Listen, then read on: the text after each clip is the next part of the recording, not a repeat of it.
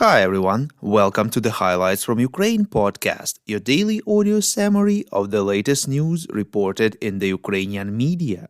We would really appreciate if you could recommend us to your friends and family as well as share information on social media. This way more people will learn about the podcast and the truth about the war in Ukraine.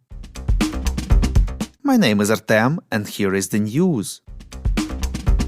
271 days less the Russian invasion of Ukraine.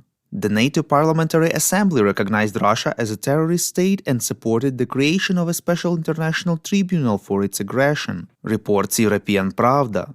According to the chairman of the permanent delegation of Ukraine to the NATO Parliamentary Assembly, MP Yegor Chernev, such a tribunal will allow to convict not only the direct perpetrators of war crimes but also the top leadership of Russia. In his evening video address, President of Ukraine Volodymyr Zelensky informed that he spoke with French President Emmanuel Macron. They talked about radiation safety and the situation at the Zaporizhzhia nuclear power plant, as well as about the energy security of Ukraine and Europe. According to Zelensky, they are working to ensure the implementation of the International Atomic Energy Agency order to stop any hostile activity against Ukrainian nuclear facilities. And for this, the demilitarization of the Zaporizhzhia nuclear power plant is extremely important. Russia must withdraw all its militants from there and stop shelling the station. Earlier, International Atomic Energy Agency Director General Rafael Grossi said that despite the seriousness of the attacks on the Zaporizhzhia nuclear power plant during previous days, the key equipment remained intact, reports Ukrainska Pravda. CEO of a Yasno energy supply company Serhiy Kovalenko believes that Ukraine will likely have to live in conditions of regular power outages at least until the end of March, reports Radio Liberty. He stressed that energy workers, despite the bad weather, are now trying their best to complete the restoration before even colder weather. Kovalenko described several possible scenarios of the development of events. If there are no new attacks on the power grid, then under the current conditions of electricity generation, the power deficit can be evenly distributed throughout the country. This means that outages will happen everywhere but will be shorter.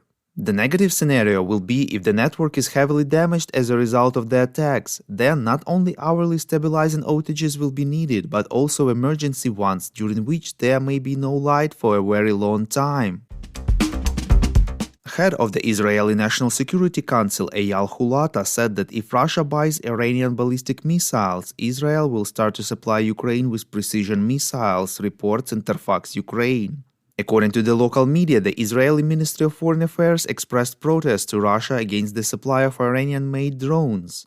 A note of protest has been passed by the ambassador of Israel to Moscow to the deputy foreign minister of Russia. According to the Telegraph, the UK supplies Ukraine with modernized Brimstone 2 laser-guided missiles. Their launch range is twice that of the first-generation Brimstone missiles previously transferred to Ukraine, reports Dzerkalo Tizhnya. The range of the first-generation missile launched from the air is 60 kilometers, when launched from ground installations about 12 kilometers. One such missile costs about £175,000. The World Health Organization has recorded 703 cases of attacks by Russian invaders on Ukrainian medical institutions since the beginning of the war, reports DEN. The WHO regional director Dr. Hans Kluge noted that against the background of serious destruction, the healthcare system is also facing challenges due to the ongoing COVID-19 pandemic, seasonal influenza, and low vaccination rates. In addition, the preparation of the Ukrainian healthcare system for winter includes providing medical facilities with heating and generators. He stressed that this is the most serious attack on healthcare structures on the European continent since the World War II. At the same time, Prime Minister of Ukraine Denis Shmyhal said that he expects the World Health Organization to actively join in supplying Ukrainian healthcare facilities with energy equipment. Norway announced plans to allocate almost $200 million to enable Ukraine to purchase natural gas during the coming winter, reports Interfax Ukraine. The statement on the website of the Norwegian government says that the funding will be channeled through the European Bank for Reconstruction and Development, EBRD. According to the statement, Naftogaz Ukraine will be formal recipient of the gas in Ukraine. In practice, payments will be made directly to European gas suppliers that have received prior approval and will invoice for the volume of gas they deliver. If you like what we do and would like to tip us, you can now do so directly to our PayPal. check out the link in the description to this episode for more details. And as usual, you can subscribe to our Patreon. In gratitude for your help, we will give you access to a series of exclusive episodes on wartime life in Ukraine.